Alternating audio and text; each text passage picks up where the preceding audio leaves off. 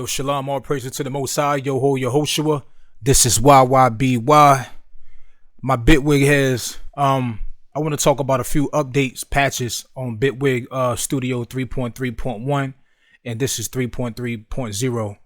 I'm not going to go in detail on them. I'm going to just speak on a few things that I kind of, like what they did with it. But it's so many patches and fixes that they did. You just got to test them out yourself.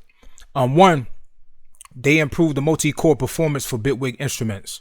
That meaning that the instrument should perform a little better. I tested out, it works a little better for us, your sample rate and everything. Cause I think one thing about the what they call it, what's the synthesizer we got in Bitwig? What is called? Let me get it right. Where is that? The grid. Oh, that's serious CPU intensive, man. Yes, it is. Y'all know what I'm talking about.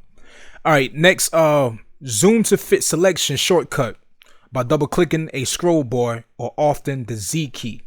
Zoom to fit means like this. Let me show y'all. So let's say I'm gonna bring this song in, right?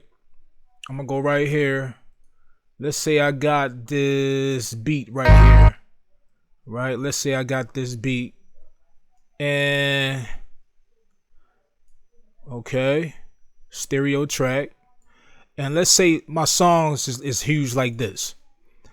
I could double click right here and minimize it to show the whole screen. So that's a quick access just to make things easier. Bitwig is about simplicity, and a lot of DAWs is not with simplicity. There's only like 2 DAWs I could say that's good with simplicity. That's Studio One and Bitwig. So that small things what counts in updates. Small things, I like that. The project panel now restores the tab last open of your project. So the project panel, you know what that's at. It now restores the tab, the last open of your project. So the last project you was using.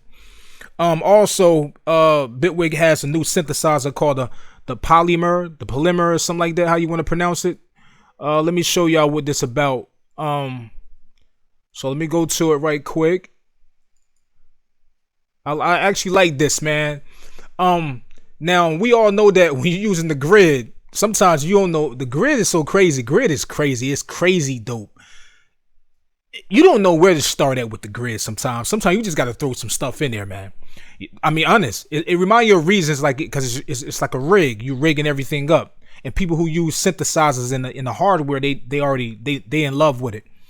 What the Polymer is, they made a easier version of the grid, right? So when you get a sound and you click right here, it open the grid up. So now you can see the connections of that preset. So they just made an easy way of using the grid, which is dope. You can go both ways to build your sound. Or you can use the presets and still have a chance of using these, and it's just an easier way of using the grid. Still use both, but the Polymer is dope. It is for people who have the lack of understanding of using a grid. That's the best way I can put it, man. What else? Let me go to the next thing. Like I said, I'm not going to go into too much detail. I'm going to just kind of let you know it's a lot of updates, patches, but I'm going to just give you a few things on a few pointers on what I like about it. You got a new grid. You got new grid modules. The new grid modules are basically these, different things like this inside the new grid. So you got to check them out, see what they do, play with them. That's how you come up with your own ideas and own sounds and everything. That's great for when you're a producer who like to come up with their own sounds instead of being a follower and doing things that everybody else do in the industry or whatever you're doing. Or you sound design for movies and video games. So, that's why they need to put video inside Bitwig. They need to do that ASAP, man. Because this is dope on sound design and you got to have video. And that's another video we can talk about on that. Because it's a couple things I need Bitwig to add into the DAW ASAP, man. In free content scaling, they say notes and audio can be freely stretched by mouse interaction or by typing in a percentage. The scale. Notes and audio can be freely stretched. So what it's saying is that, let's say I have this sample I was in. So now I can get right here on the edge and I can hold, I think, Alt, and I can stretch it this way and I can stretch it to the left also. I could do it out here, or I could do it inside the clip area in the track area, you know, this area right here. So that's pretty good, like that. Also, use an Alt dragging the selection border on the right edges scales all items relative to the left boundary and vice versa. So they also got when you scale 50% and 200% function stretch the selected events in time. So that means I think I gotta check it out. Let's say you got this sample, and let's say this sample is off beat, off, you know, off bars, and especially if you got it in the launcher scene. If you right click and you go to scale 50, 200%, I think it put it on beat if I'm correct. I might be wrong about that, but I'm gonna have to play with that. So try test that scale 50% and 200% function out, because it say function stretch the selected events in time. So we have to see, you know, what they're really about. If it do stretch it on tempo, that's tough. That's tough. That's tough. Next, we got project panel gain and sections page. It's a provides full access to the project even when something else, maybe a mixer, plugins, or a grid patch, is taking most of the screen. This is huge. I really love this. I'm gonna tell you why, because even the other DAW that I use sometimes, Studio One, and most DAWs, man, when you're using third-party plugins, and let's say, I'm gonna delete this. Let's say I bring a third party in. I got a few third party plugins that I use, like the auto tune, the auto key. Normally I like stock everything, and this is one of the reasons why I like stock stuff. I'm about to explain to you why. I have an older video that talks about it. Now this is my plugin. Most DAWs, when the plugin is open, you can't tweak nothing. It's hard to do anything. You know, you can't edit nothing. You can't press a button.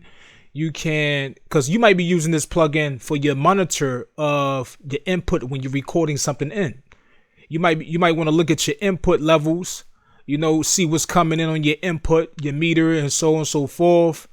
And you might want to, you know, tweak a few things. You might have a small compressor on your input and you want to tweak that compressor. What you have to do, you have to close it and then touch and use and tweak everything in most DAWs.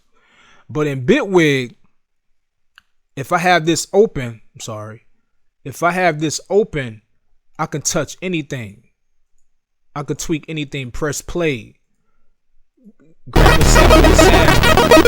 grab a sample of sound or any plugins or anything, even edit on the sequencer with this plugin open.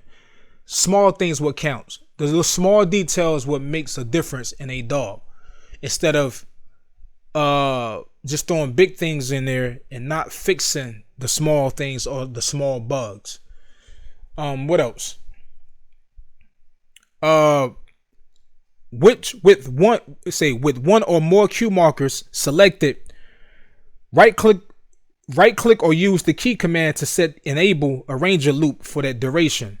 So let's say I have a sample here, right? Say I got this sample, and or not even sample, a song or whatever. Let's say I got a cue marker right here, and let's say I got a cue marker right here, you know, and I want to loop just this specific area. So what I do, I highlight both of these cue markers, because this would be named something, might be, you know, front. This might be the end, or whatever your song is, or, you know, whatever you use them for. So now you highlight both. Let me click this right quick. You highlight both. I got L for loop selection. So I press L and will loop that specific area. See, sometimes it's a bug because it's supposed to actually be right here. No, I might be, hold on, I might be wrong. Hold on, let me try it again. I might be in the right place. Yeah, it did it right. So it'll loop from this part. So that comes in handy when you're trying to be creative on certain parts of your music. Also, we got an option of, on the clip, event editing. New gesture to adjust an audio's event game expression by clicking near the object's header and dragging up and down. This wave file. Click right here. You notice that this little line pops up. Bring the wave. Like that. You know, just that simple. Comes in handy. I like how they use the tool for it. That's nice. Bitwig make things so simple, man. What else? Arpeggiator. They updated the arpeggiator. They made it, you know, they added more steps and more skip toggles and stuff like that. So you got to check that out. Different melodies and transposition sliders to create melodies and bass lines. So that is basically more creative when you want to add a arpeggiator to your sound. The sampler. Oh, I like this. I like this right here. So now on the sampler, let's say I add the sampler, go to the instruments. All right. So now let's say I grab these 3 samples. Hold on. I'm going to grab 4 and I drop them right here. These samples would drop all together and I can play them on different keys or simultaneously, whatever you want to do. If I want to see it big, you know, I can spread them out, you know, make them bigger so you can see them, so on and so forth, do bigger editing, which is dope. I love how on the EQs and the different grids and everything where you can just make it big up here. And then not only that, you can just open it up and just put it to another screen and just have that particular screen open huge, just like this. That's tough, man. Visuals, man. Visuals, especially with their meters and stuff like that, man. That's one thing Studio One lacks at with the meters. Like, they, in the mastering part, the meter is good, but on the regular side, the meters is horrible, man. Like, what's up with them? Like, they've been around for a minute now. They should already be hip to this music thing. So that's very important. What's next? Dragging a MIDI file into a clip launcher enables looping by default. So that means if I'm in the launcher right here, I get a MIDI file, I drop it in here, it will automatically loop for me. That's great. Just that simple. That's just simple. Simple. You don't got to go in and loop it. It do not slow your creativity down. That's great, man. Simplicity. The polygrid automatically applies note gain and pain expressions at the device output chain. So check that out, see what that do. It applies note gain and pan expressions, which is good. All right, the layer and the selector devices now properly respect MIDI channels and each layer's channel settings in the inspector panel. Play with that. The FX layer device default device preset now includes one empty layer. Simple, but it comes in handy. You know, end of the day, it's about workflow, moving faster, stuff like that. So I guess when you go right here, you go to Audio FX and you go to containers and you go to FX layer, I already got one right here in the container for you so you can do what you do with it, you know, and instead of just adding something in there, stuff like that. So that helps you a lot to move a little faster. The X and Y device controls, such as EQ points or filter cutoff resonance pairs, are now recorded properly in all automation modes. If the delay compensation limit is exceeded, a notification is shown rather than the audio engine crashing. But now, the XY device is this. You already know this. This thing is tough, man. I don't know what people... Dogs need to step their game up, man. They need to step their game up, man. Because this thing right here, when you put effect here, here, and here, and how many you want to put in there, and you just move this around, Studio One got something like this where you got to open up like 2 other windows and do what you do and set the automation. You got to go through a whole couple. You got to go to a few steps. Other DAWs I tested out, some don't have it. Some got to go through a trillion steps, man, before you can figure out what the hell you got to do. Come on, y'all, man. It's about simplicity. It's about everybody different. You know, that's another story. Go to my previous video when I talk about based on what type of work you do, what affects you, you know, and that's why everybody uses different DAWs, because it's all about what they're looking for. And me, I was an artist first, you know, still an artist through blood.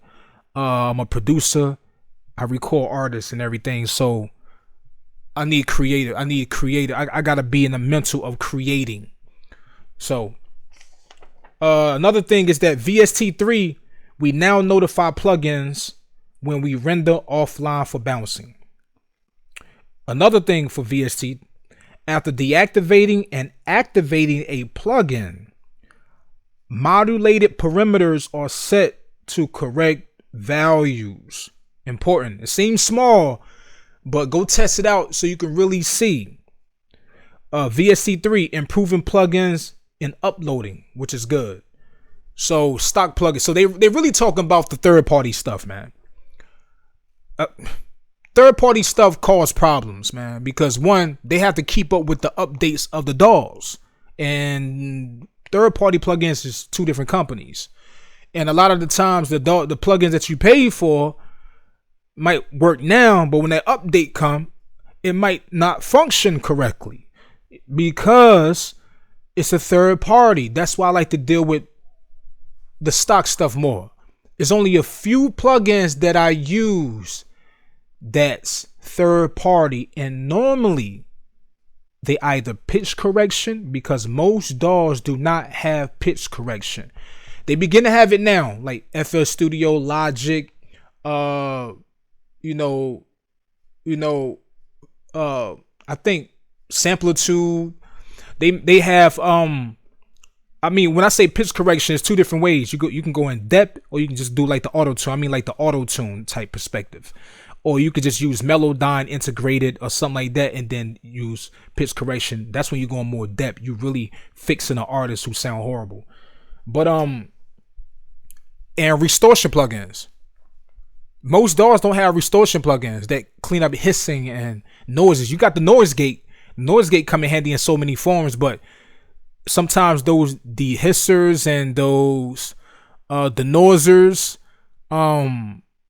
they got a plug-in where it takes out the reverb of a sound.